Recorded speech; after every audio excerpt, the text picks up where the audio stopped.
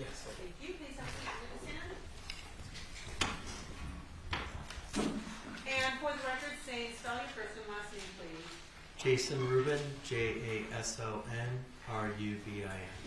Proceed, please. Thank you. Mr. Rubin, can you tell us what your occupation is? Sure. I am a licensed private professional fiduciary as well as a forensic CPA, certified public accountant. Can you tell us in English what that means? Sure. So I essentially have two careers. One is I administer trusts, probate estates, and conservatorship estates, and the other I deal with financial and accounting issues in the litigation arena, where I testify as an expert witness on such issues, basically in corporate, trust and estates, and other types of matters, as well as conducting fraud investigations. Can you give us a brief summary of your background, experience, education? Sure. I graduated from Cal State Northridge with an accounting degree. I have worked with major law firms and CPA firms such as Price Waterhouse, Munger, Tolles & Olson. I also worked at CBiz.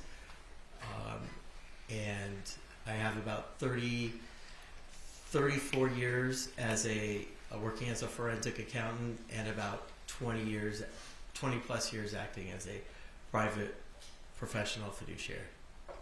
And you made a little slight comment, it seemed like on CBiz. Why did you do that?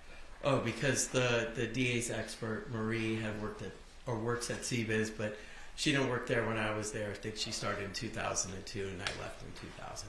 Ms. Eversbacher? Ms. Ezerbacher, yes. How did you get involved in the present matter involving the estate of Fabio Sementilli? Yes, I was nominated by, I believe, her Fabio's son Luigi, and the court had appointed myself and Maya Rubin, who's also my wife and partner, as co-administrators of the estate. And under what circumstances are you usually appointed co-administrators? Does that have anything to do with Mr. Sementilli having been deceased or the defendant being incarcerated or what? It was both. Essentially, there was no one, I'm presuming there was no one there who could serve, so usually what happens is the court will appoint a private professional fiduciary to act as administrator of the estate if no one is willing to serve or and can you're serve. still the administrator of the estate? Yes. Did you ever have contact with Ms. Eversbacher? Yes, I did. Did she contact you? Yes. Can you tell us what the subject matter was of her contact? The subject matter was regarding the assets of the estate, and she was putting together a calculation with regard to the assets of the estate, and we learned that it was death versus divorce. Your Honor, I have Exhibit 126 in my hand. May I put that on the as I'm doing it? You have. Yes. Thank you. Is your screen turning up, officer? Yes, my screen is up. But You can use the other one if you want.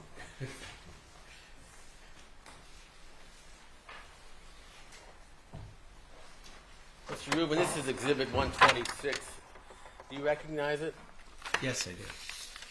And is that a divorce versus death benefit estimate, which is the title that was prepared, as far as you know, by Ms. Eversbacher? Yes. And is this what she consulted with you about concerning the preparation of that document? Prior to her preparing the document, she consulted with me regarding the assets of the estate, which are incorporated on here.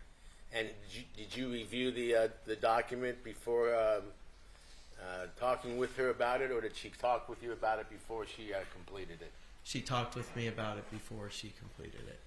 And did she discuss with you the assets and the various items that are listed on that document?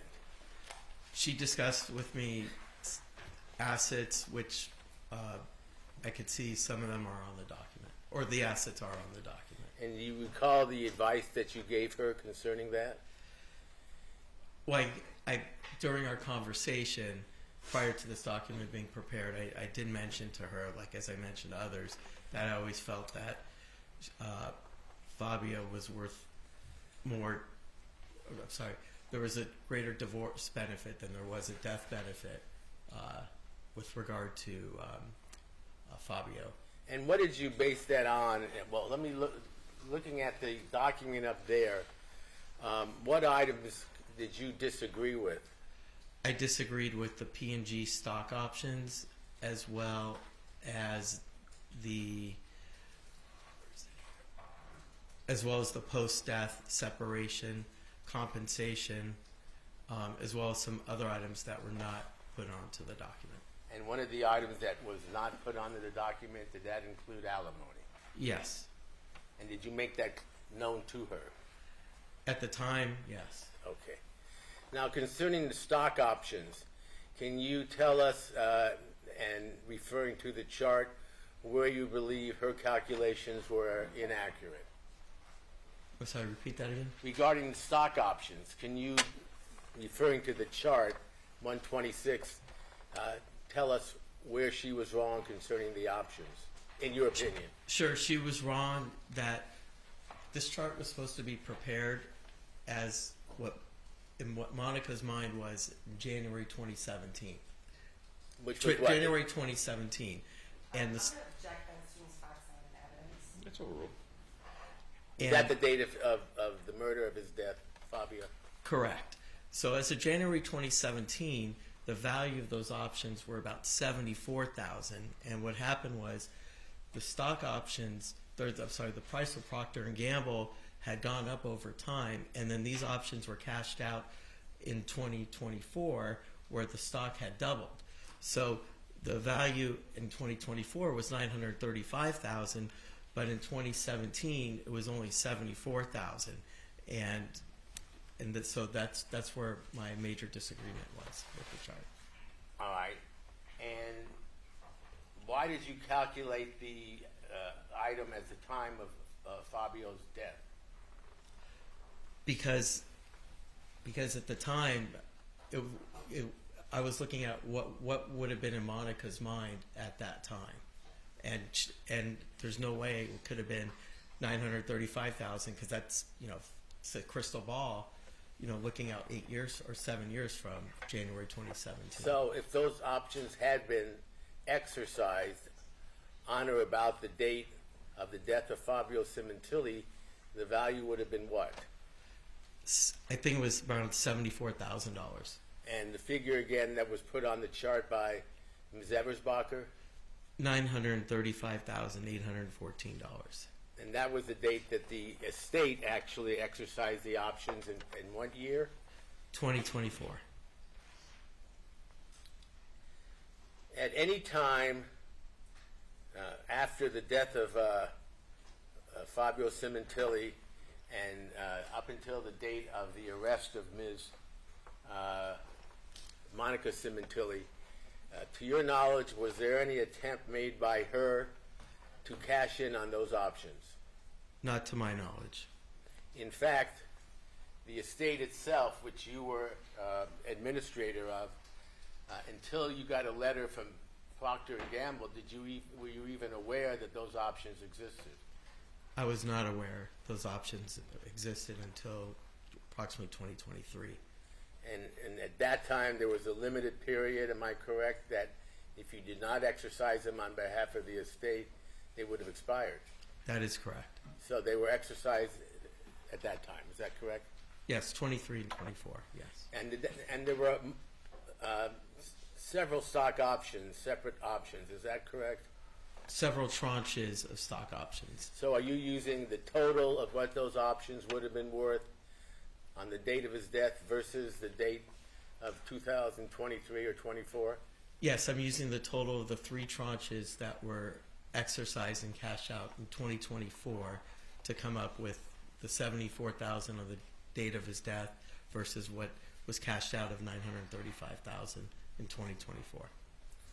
Now, in addition to that, you said the chart included the post-death benefits that were provided to Monica Sementilli and her family. Is that correct? Yes. And that amount was what? It shows here is $50,271. And why did you not include that in your calculations? Because I don't think Procter and Gamble or anyone would have known. I'm sorry, I don't think Monica would have known, or anyone else would have known that if Fabio died, she would have received this post-death compensation.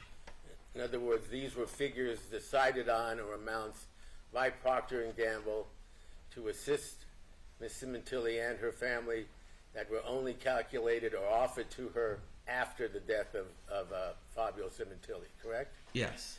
To your knowledge, were those specific benefits in any way included in any of Procter and Gamble's plans or brochures that would have been known to Ms. Sementilli on the date of his death or before? Objection, speculation. That's form sustained. To your knowledge, well, do you know when those benefits were first decided upon by Procter and Gamble? It may have been January or February 2017. And is it your understanding that those benefits were not put into place until after the death of Fabio Sementilli? Yes, that was my understanding. Finally, Mr. Rubin, there is a entry up there that is labeled, I think it's number 3, LG Consulting. You see that? LGI Consulting. LGI Consulting. And do you see the amount that is listed there under estate and divorce? Yes. Do you know how those figures were reached in speaking with Ms. Eversbacher? Yes, I believe those were amounts that were in a bank account for LGI Consulting.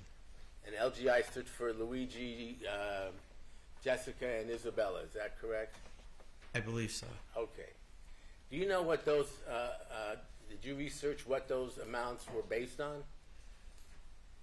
Well, I the mean- $9,464 was based on, I believe, an amount that was in a bank account for LGI Consulting. Do you know what the source was of those figures or those amounts?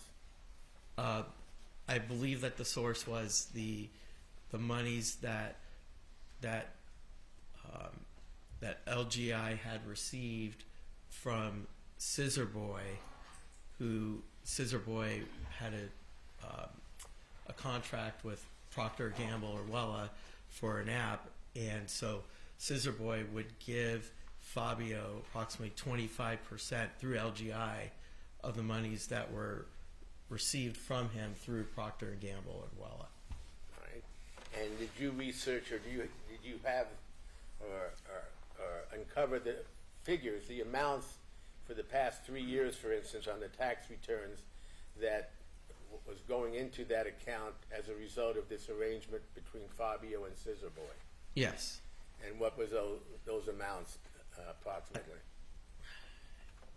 It was anywhere from like 50-something thousand to a little bit higher. I don't have, I could look on my, I don't have the amounts in front of me. Do you have it with you on your? But yeah, let me look at my, sorry, file on my phone. Did we allow you to bring your phone in as a special exception to the rule, so we're not all jealous of you? Yes. Okay.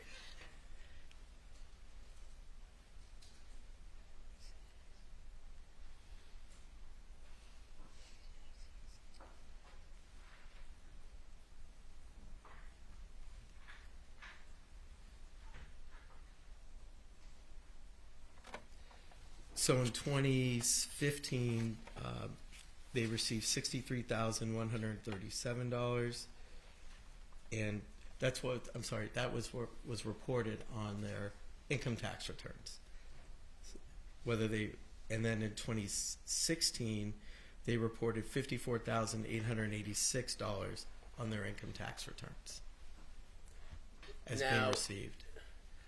Was one of your jobs to maintain whatever funds were going into the estate at the proper value so that the estate could benefit, if possible, after the death of Fabio as before? Yes, my job was to to attempt to collect the assets of marshal the assets of the estate and collect any income that should be received into the estate. For the beneficiaries. Yes. And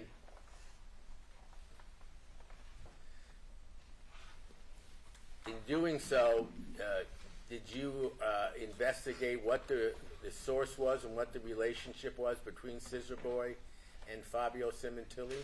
Yes, I did. And what was that? Apparently, there was a relationship where Fabio or LGI Consultings would receive, I don't know if you want to call it this, but a so-called kickback of monies that Scissor Boy received from Procter & Gamble or Wella. And that deal was approximately, he would get up to around 25%, meaning Scissor Boy would pay 25% to Fabio or LGI Consulting. And was it your goal after the death of Fabio that that amount should continue? Yes. And did Scissor Boy agree? No.